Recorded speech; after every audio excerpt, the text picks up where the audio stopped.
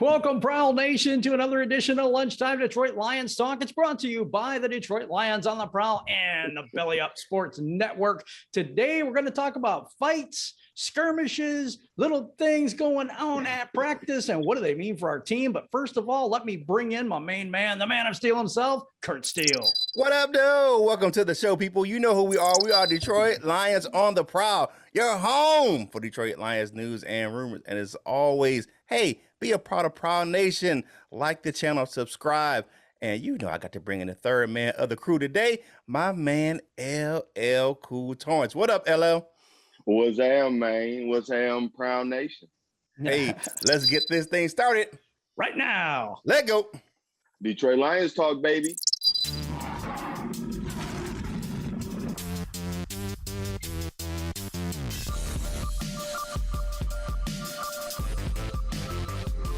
We're going to get up, and on the way up, we're going to bite a kneecap off. Yes, sir.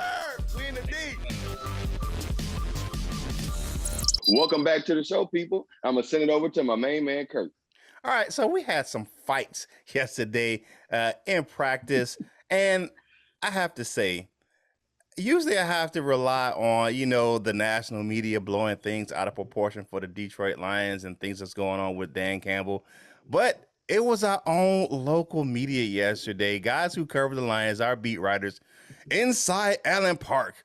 Tensions boil over as team brawls at practice. Now, this article was posted on sialllions.com, All Lions fans. And I was like, and you get to reading the article, and I'm like, okay, this doesn't sound like this is an all-out brawl. Okay, first of all, it was the last day of training camp yesterday. So, secondly, they were in shells. They weren't even in pads. So, and the thing started with Arby Pleasant getting on his guys about going out there and competing with the secondary. The offense was going about 80%, but the defense was going, especially defensive backs, were going about 150 because he wanted to see that, kind of, competitive spirit. The defensive coaches were pushing the defensive players to compete. Mm-hmm. And the offensive guys got a little bit tired of that, getting pushed around by the defense. And it was some pushing and shoving going on. A couple of guys ended up on the ground. No punches thrown or nothing like that. It was just a good old-fashioned competition. But you look at this SI All Lions headline, it's straight clickbait. Oh, it's a team with brawls over, and there's this big brawl was the whole team. I'm like, wow. Not only do we get it from the national media, but now we're getting it from our own guys. I mean, right. Jim, what do you have? I know we have our insider on the inside that was there that we know who talked about this yesterday. What do you got from Jeremy Reisman of Pride of Detroit? Yeah, I heard that article from you, and to be honest, I'm like, holy cow. You know what I'm saying? National media is going to be all over this as Dan Campbell's lost the team. He doesn't have control. He has no discipline. And just to be on Dan Campbell like they're on Dan Campbell. Just if he moves wrong, they're going to be reporting it. Oh, he took a right rather than a left at Allen Park. Right. He's not competent as a coach. It's just stupid. So I reached out to Jeremy because I read his article, and his article was very different. He said it was just a small skirmish. So when he talked about it to me, when I reached out to him, he said that basically it was just a small skirmish. He said brawl is a really extreme word to use for what he saw. He saw something that was a lot different, a lot less glamorous, shall we say, or not as clickbait worthy. Now, I'm not going to put down SI and all that. I know the guys over there, one of them at least, and I know they're good people. So it's not, maybe they saw something different, so I don't want to disparage them in any way whatsoever. Right. But there are so many different takes on this. And I wanted to say before we go into the national media or even our local media that Dan Campbell doesn't have control of the team. As we said yesterday, in Dan Campbell, we trust. Yeah. I do not believe any of this crap, and you shouldn't either. Believe in Dan Campbell. Yes. You got it. Me personally, it's camp fights, man. I didn't it's the last day of camp. As soon as I heard that, it's like, yeah, I'm gonna get. You might have had one, it's that block or whatever it was you got me on a week ago. today is the day that we get you back. You know, that kind of stuff. Yeah, Or, you know, yeah. however it goes. But then I don't take locker room fights very serious either, but I would take a locker room fight much more serious than just a fight out on the field, because that's what's gonna happen. It's just a sign of competitiveness, and like you said, it's probably one fight. Probably might even be a too extreme of a word. It might just be like a pushing match or something like that. Yeah. I got one more thing on this. I forgot to say, What's and that is that this is good for the Lions. This isn't bad. Would you rather see Jamie Collins just going through the motions, sitting there like, you know, or you want to see a rough, tough, competitive team that's going to stand up for their teammates? It's going to get, you know, in somebody's face and say, no, you're not going to hit my quarterback late.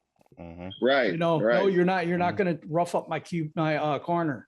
You're not going to, you know, lay on my safety. You know what I'm saying? If you do, they're gonna beat you up. Absolutely. But that intensity and that willingness to play to the whistle is something I think Dan Campbell is instilling in this team. And I think it's extremely positive, not negative. Yeah. I got to close this out. Reading on DetroitLions.com, Tim Twentyman had a similar point of view as Jeremy. He was like, man, you know, you just got a couple of guys pushing. The defense was jawing. They were out there talking smack. And the offense really got tired of it. So they just kind of got in a little pushing match, and it was at the end of practice. Even Deuce Staley said, you know, it's competitive out there. You know, it's a contact sport. So it was just competitive juices flowing. And you can see the competitive juices between the coaches because the coaching staff talks trash to each other. So if you don't think the coaching staff is going to talk trash to each other, they're going to get their players to talk trash to the other side of the ball. They didn't have any. Look how many camp fights there were when you had joint practices this year. There were a ton of fights in joint practices, and they usually are. But the Lions didn't have any joint practices. So guess what? The only guys they're going to fight is themselves, right? The only guys they're going to push around is themselves. So my thing is that you got a little frustration. And here's my thing. Those guys that are on the bubble, it's the last day of camp. Guess what? They're competing out there, competing for a job. And they're competing to get out on the field on Friday to kind of get themselves on that 53-man roster or somebody else's roster, you know, after cut downs. So, you know, it's all about competition. So, they're fighting to live either the NFL football league minimum or Walmart.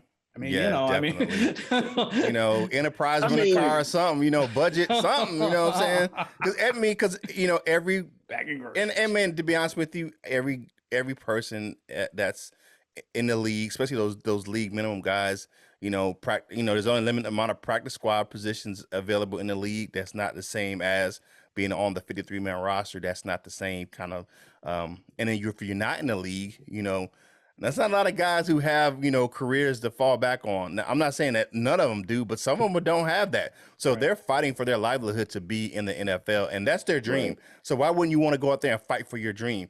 You know what I'm saying? Compete for your dream.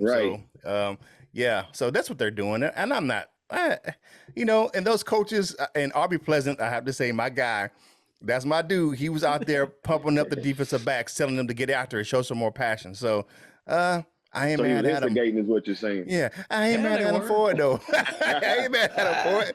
Because guess what? As a coach, you want your guys to be out there competing. It doesn't matter if it's in practice. It doesn't matter if it's in a game, in a scrimmage, whatever. You want those guys to be out there competing at the highest level. When they hit those lines, they should be competing at the highest level. Right.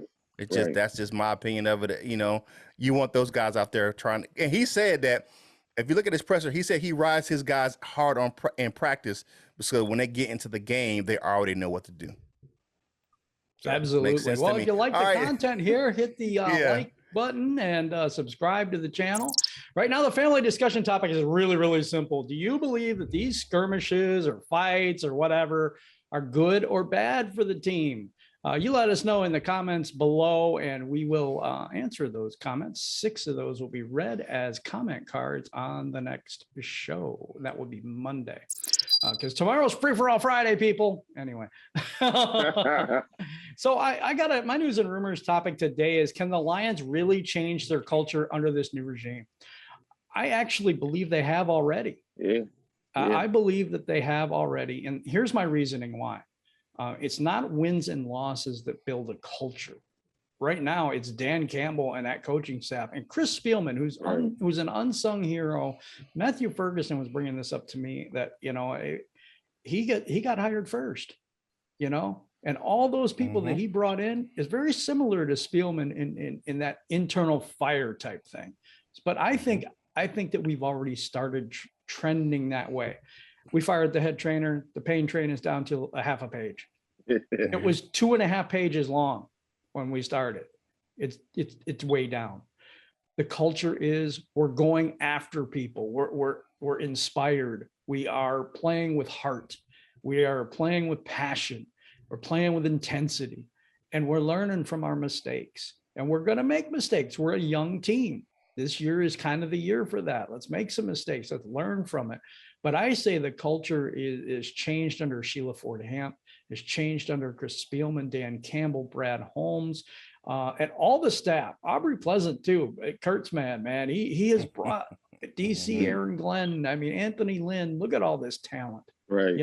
On this team. Yes, they can change the culture, and I think they already did. Yeah, I have to agree with you on this one, Jim. You look at the way the team is really constructed right now, especially the front office, coaching staff. You have a bunch of different roles that weren't on the Detroit Lions before. You have backups to the backups. So you have a young guy like Aaron Glenn, but then you have Don Capers. And then you have a young guy with Brad Holmes. And then you have a John Dorsey. Yeah. And you have a fresh new head coach, first time really being the head coach, the man, and Dan Campbell. Then you bring his OC is Anthony Lynn, who spent a few years as a head coach himself. Yep. And you look at these guys, they want to come to Detroit and build a culture. They want to come and work with Dan Campbell. They want to come and work with Brad Holmes. And then you look at some of the positions that Sheila Ford Hamp has built in Detroit, looking at that, the mental wellness coach that they have out there. And then bringing in the guys who are the sports science guys to make sure that the team is healthy and can get out on the field. And that's one of the reasons why I believe that person, the head trainer, didn't fit into that mold, and he had to go. It was like, look, you got to go because you're not doing you're not encapsulating what we have envisioned for you on this role. You're not living up to the standard. Yeah, you can't keep our players healthy and out on the field, so you got to go. And they're gonna promote somebody within to take that role and make sure players can get on the field. So Sheila Ford Hamp has really changed the culture. I'm looking at her from the top down, what she's done. All these people in these roles are coming from her from the top down. She's looking at it as a business model instead of just we have these guys in this role, and that's a traditional, thing we had here in Detroit. Well, the traditional crap in Detroit wasn't working, so we had to shake it up. And it's been, you look at it for years and years and years. Detroit has had the same type of issues over the course of losing seasons, where you had the dad hired his brother-in-law or somebody, he just hiring his friend out this, his buddy to be the GM. And then you look at the Matt Millen hire, he come, bringing him out the booth to, just to be, a GM. And then you look at all the homie hires that Matt Patricia had, all his buddies, his golfing buddies, his drinking buddies, his eating buddies, whatever, getting, his snacking buddies from Buffalo Wild Wings to coach the team. I mean, you look at that, you know what I'm saying? So you look at that. I like the way that Sheila Ford Hamp did that, and trickled down to Dan Campbell as well, because when you look at his coaching staff who he hired, he said he had a whole bunch of friends he could have hired in the league, but he wanted guys who could teach the game, and he said he'd rather hire somebody who was not his friend that could coach than somebody who was a friend and was not a good coach and couldn't teach the game of football. So the culture has changed in Detroit 100%. Yeah, it's definitely already changing. We've already seen it. I will say that it has officially changed once I see somebody bite a kneecap. So that's true. I feel like the same old Lions is gone. Like, that's what we need to really shift the energy from one place to another. But I agree with everything that you guys already said. I don't want to repeat too much, but like from the top down. Even though one thing I will say, like you spoke about the homie hires, Kurt. Spielman with Sheila may have been a homie hire, but I trust that homie. So I'm okay with that. Mhm. But I mean, but no, it's every, you know, they're shifting focus from, you know, I guess from a passing game and you know, like a Stafford type player to more so everything else. You know, everything else. The whole is more than the sum of its parts. If I'm saying that right. No, you're Yeah. saying that right. Yeah. Yeah. Yeah. Guys, if I'm telling you, we're on the march to 10,000 subscribers. You showed up and showed out yesterday. Hit that like button and please hit the subscribe button if you haven't already and become part of Prowl Nation. It's absolutely free to do so, and you help the channel tremendously when you do.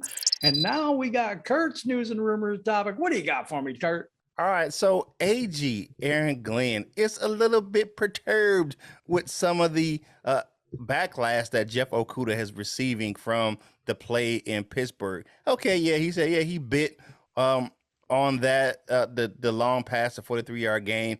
He said he read it wrong. He jumped down and read the route wrong, and the guy got over top of him. But he said, but look at all the other plays that he made. He said, you look at, he blew up a reverse, you know, able to hold the edge and allow a teammate to make a play in the backfield. And then, you know, of course, the play in the end zone versus Juju Smith-Schuster, where he broke up that touchdown pass. He said the guy made more plays than that. He said, you can't just focus on that one play. He's like, oh yeah, okay, it was one play. A lot of corners do that. Been a former Pro Bowl corner himself, an All-Pro, he recognizes that cornerbacks are going to get burnt in the NFL. You know what I'm saying? So, you know, all these people talk about he's a bust. He said he made more good plays than he did bad. He said you have to just take that with a grain of salt. A cornerback has to have a short memory. RB Pleasant and Aaron Glenn have been preaching this to Jeff Okudah, who said that, and the same thing in the presser yesterday. He said, hey, you know, got to have a short memory. I got to get out there and take the next play because things are going to happen. We know some of our best corners we've ever had in the building have gotten beat on plays. You know, look, we talked about Slay. Slay was horrible his first couple of years, but then he built himself into an all-pro defensive back. And you look at Chris Houston, things of that nature. Even look at some of the best corners in the league. Yeah, you know what I'm saying? I hated Chris Houston. I always used to say, Houston, we have a problem. Yeah, but you look at some of the other guys that we've had, you know what I'm saying, in the building. Dre Bly have gotten, you know, got burnt before, and, you know, things of that nature. Yeah, I mean, like, those guys had problems. You know, even look at some of the guys, Revis Island and Stephon Gilmore, and all those guys have gotten burned before in the league. So, I mean, you look at this guy, he spent his first year in the league hurt. And one player who has spoken out, you know, in support of Aaron Glenn and Jeff Okudah and RB Pleasant was Amani Royer. He said, I thought I knew football. And I did not until I got with those two guys. Aaron Glenn and RB Pleasant have taught me the game of football and taught me how to play the game the right way. So you look at that and you look at those comments. Come on, man. Y'all got to back up off Jeff Okudah, man, for one play. And basically the safety help over the top was late. So I blame Will Harris as I do as anything I would do Jeff Okudah on that play. Absolutely. You know what? Hit that like button, hit that subscribe button. We are on the march to 10,000 subscribers. And I know I'm saying it a lot, but man, I really, really need it. We really need it for the show and to help us get along here. I am so interested in this next topic. LL Cool Tawrence, why don't you give me your next topic? I'm really interested in what you have to say on this. Well, I was just thinking about it yesterday. Well, but me and my friends talk about it. We got a different way of measuring it, almost like if you look at two different teams in a matchup, like if you count down from the top to 10, and the best player gets 10 points down to the worst player gets 1 point, who will end up with the most points or whatever. Not gonna go into that, but just as like who would be our top player, like who's our top player on this team? Yeah, who are the Detroit Lions star players if we have any? I personally think I think we got at least one, and that's Hulkamania, of course. But I think we'll eventually have more. I think that Amon-Ra St. Brown, aka the Sun God. I think that's a hard ass nickname, by the way. It is. I think he's going to be a fast rising star type player as well. I think Frank Ragnow's my second. he got snubbed from the top 100, but I think he's a star player. I think we have potential star players too, in Panay Sewell. I think Derek Barnes is one of those guys we'll be talking about in a few years as well. What do you got, Curt? Yeah, I will have to, to look at the players that we have. I definitely think, my man Hawk is definitely a star player. The Hawkamate is going to run wild this season. Going to be out there. And I'm telling you, he's going to be doing his thing. And I look at Frank Ragnow. He's definitely a star, definitely a rising star in the league. You look at this guy. The guy played. I mean, he played with a broken throat. I mean, so this guy's, tough as nails. Tough as nails, and he's building his brand. He got the Grizzly Outdoors guy, thing where he has his own little outdoors type of fishing and all that stuff like that. So Frank Ragnow is definitely a star on the rise. To be honest with you, I think we have more star. We have star coaches. We have star coaches. And one more player. Right. One more player I want to mention is DeAndre Swift.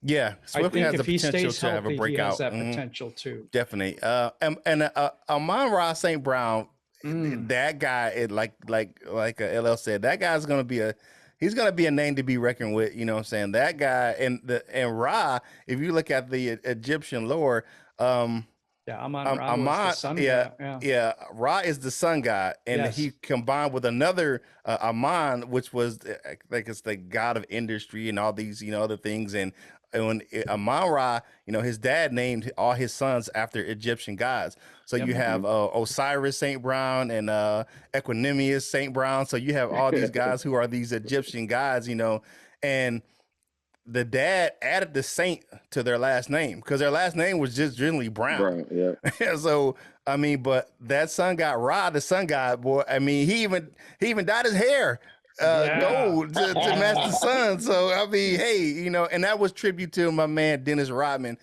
He did that in a tribute to him as well. He wants to bring that bad boy culture. But us in Detroit, that we got to give a young guy some reprieve because Dennis Rodman didn't have the gold hair until he went to San Antonio. But the Worm was the man in Detroit, and I give it to him. He was. That's funny though. I don't think I ever met outside of when. Maybe I was a weird kid. When I was a kid, like I like Dennis Rodman was one of my favorite players. But like I don't like the last thing that you think, or I would think I would hear is like a wide receiver. You know what I'm saying? 'Cause that's like seen as like the diva position, wanting to be Dennis Rodman because how we always say be a star in your role or whatever, however it goes. Dennis Rodman was maybe one of the ultimate of that. You know what I'm saying? Like I seen the thing yesterday saying I think it was like 40, it was like a 2-game stretch. Yeah, 49 rebounds. And no points. Yeah. So if that ain't a star in that role, I don't know what is. So and people, it's Dennis Rodman. He brought a level of toughness and aggression in Detroit that was, he fit that bad boy build to a T, and I think that's what they're trying to do in Detroit. They're trying to build that bad boy mentality in the Lions, and they're trying to bring that toughness and aggressiveness to this team. Right. Hey, as always, like the channel, subscribe. Be a part of Prowl Nation, baby. Let's get those numbers up. It helps us with this YouTube algorithm. Really does. And one more thing you can do. Ring that notification bell so you know when you're getting fresh content from us. Right here on Detroit Lions on the Prowl. Okay, it's time. It is time for the pain train. This will be a short segment, guys. It is a very short segment today. We have Deshaun Hand is out with a groin injury. He did not practice. Appears to be, like we said yesterday, a little bit more serious than we thought. Tyrell Williams was out with a groin injury as well, but he is expected to be back next week and be a full go in week 1. Jeff Okudah working like he did not practice, but he did do some work on the side. I think what he's saying is lower management. They don't want to aggravate any of those injuries he had before. He just got a couple of second-degree burns from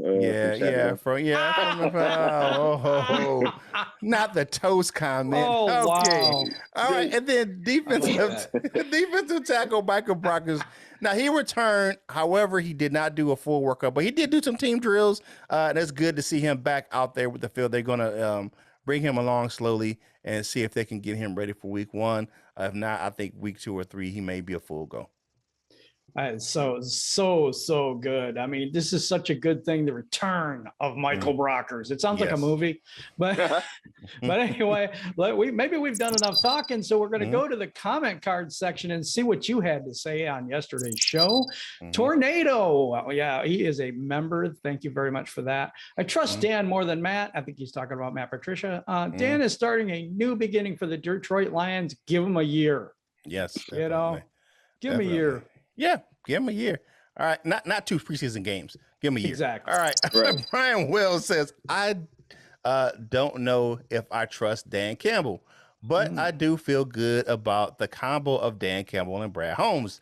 Dan has to earn my trust with performance. That makes sense. Makes sense. Understandable. Brady Athletic. It's Be Ready Athletics. Oh, and he told me what it was. Sorry. So. Be Ready Kazoo Ninja. Kazoo Ninja says or asked, I really love that MCB. I really love what MCDC is doing. Sit the stars, play the ones you need to see. Why risk first team injuries in preseason? Never agree with it. I agree 100%. Be Ready Athletics, Kazoo Ninja. I love this comment because this is the thing we were saying yesterday. You know, why are you going to risk an injury, or you know what I'm saying? Right. Or exposing the offense and defense. Hey, they're not going to know what the heck's going to hit them. And also, we're going to protect our players. I love it. Wally Ravala, it says your Magic 8 Ball should have need safety and need wide receiver. Hopefully, they can fix one of those. If they don't, 3 wins will be a reach. Oh, I don't know about that. I don't. We'll see, because I think that offensive line is going to give us some chances to run the ball. Goff's dink and dunk thing. You know, I don't know. I think it could work.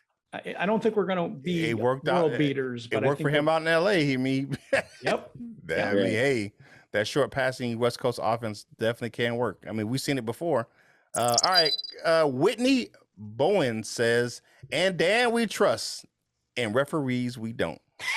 That's the one. That is a t-shirt in the works right there. Yeah, that is a t-shirt in the works right there. I like that comment. Jeffrey Inglesby says, seriously, it's pre-effing season, not true Lions fans, fair weather chumps. I agree 100%. Jeffrey Inglesby, they are fair weather chumps. You don't know how many of my friends are that way. Let us start out 3-0 or 4, whatever, like a surprise 3-0. Oh my God, Facebook and everywhere else will be lit up. If they lose the next 2, it's like they never did the first 3, So yeah, I'm with you, but I really wish that those fans would. I want one more bad season, so those fans will never be a fan again, and then we can go on and then we can move on. They can move on. But as soon as we start winning, they're going to be like right back to it. They're going to be right back there. No, that's what I want us to lose bad enough, but they're like, I'm done. I'm never coming back, and then we just do whatever the hell else we got to do. I'm telling you, I got a guy I know that I grew up with. I went to high school with. He lives here near me here in Carolina. And all of a sudden, I see him on the year they went to the Super Bowl, because he was stationed down here with me as well. The year the Panthers went to the Super Bowl, I see him with Panther stuff on. I'm like, nah, man, nah, bro. Nah, bro, not trying to hear it, player. Man, if you could hit that like button, I would really appreciate it. It helps the YouTube algorithm, and if you subscribe, it really helps our march to 10,000 subscribers. We've really went up in the last few days. Really appreciate each and every one of you. And now it's time for my favorite part of the show, brought to you by Delightful Bites, the dessert with my man Curt. All right, so Delightful Bites, custom cookies and desserts for any occasion. If you like how they look, you'll love how they taste. Delightful Bites, get your cookie on. And the big announcement was yesterday was the last day of training camp. It is finally over. We're heading into regular season type of prep for the Indianapolis Colts coming up on Friday. And then we're focusing on the San Francisco 49ers. So I'm glad that we didn't have any, we didn't lose a big name out here in preseason. Yeah, you didn't lose you got some guys that kind of nicked up, but you didn't lose with a season-ending injury. You look at San Francisco, There are some big names on that team to season-ending injuries, and we've seen that throughout the league. So, I'm glad that we kind of made it through, kind of pretty much, a little nicked up, but really unscathed as far as we didn't make it, with major injuries through training camp. And that's a shout out to Dan Campbell and the staff, and then the training staff. Even though they replaced the head guy, I like what they're doing, and they're keeping the players healthy. And I like the attitude they're doing with this moving people along slowly, so you don't have a season-ending injury like many other teams have had. That's some good stuff, Curt. Yeah, definitely. And goodbye to training camp. Hello, almost regular season. Yep. My final thoughts for today is, the national media looks for anything they can find in Dan Campbell and the Detroit Lions to put us down, but you guys, you know what? You got to have some hope. And there is such a thing called hopium, where it's like, this is abnormal hope. This is hope that just isn't realistic, but there is hope here. Don't listen to the national media that keeps saying that, oh, Dan Campbell's a clown and he's a meathead and he doesn't have control of this or that. And you're going to see that more and more as the season goes on. The guy is a quietly very, very intelligent. I don't think he just is himself 100% all the time. I love the honesty. I love all the stuff that's going on here. We are building a winner, and it may not, like I said, may not be this year, but look forward to this, because you're watching something that could be historic. You're in the beginning stages of something that could be something that we've never seen before here in Detroit. And I am so happy. One other thing, we are on a bunch of stations and apps and stuff like this for the audio podcast that we have going on right now. You can check us out on Spreaker FM. You can check us out on Apple Podcasts. You can check us out on Spotify, even Audible. We're on Amazon Music. I mean, we are everywhere right now. So if you are on the go and you need to take a road trip like Michael Huck, have safe travels today, Michael, and you can listen to it in the car, on your road trip, in the gym, on the treadmill at home, whatever you need to do. If you're going on a walk, you can take us with you now. And so we're really, really happy about that. Curt has been instrumental in doing that for us. So we really appreciate you too, Curt. Yeah, and LL, what are your final thoughts for today? My final thoughts are, or will be, ride that hopium all the way to the top, man. We need. I feel like it's almost like, if you could see it almost like in like cartoon form. If enough people want it as bad as we possibly can, it's got to do something, right? It has to be able to change or shift the energy, man. But and hopefully the Lions will see it. This group of Lions will see it, and they won't want to let us down, because it just seemed like before in the past that they didn't really care what the outcome was either. But final thoughts is up with hope, down with whatever else. Hey, all right. My final thoughts for today's show is definitely forget all that extra stuff. The aggression's going to be there. It's football. What do you expect? Right. You know what I'm saying? So, get out of here with all that brawl stuff. I mean, it's just a bunch of teammates pushing each other around and talking trash and being competitive. That's all I can see with that. I like the aggression. I like what they're doing out there. And shout out to Dan Campbell and his coaching staff for being competitive within themselves. If the coaches are competitive within themselves, the players are going to be competitive out there on the field. It'd be a competitive team. Definitely. Now let's take a walk over to the Wall of Fame, baby. All right, today's Wall of Fame, we have our bronze members. We have Detroit Drew, Midwest Lion, the Latino Lion, Leo. They changed his name today, Latino Leo. Okay, he's done that the whole time. Brian Stover, Bogaragis, Justin 10K. I changed his name again. All right. My favorite beer, 10K. We have Say Surratt Roberts. We have Sub-Z, Trap City Boys Entertainment. We have Mr. Scotty the Bear in the building.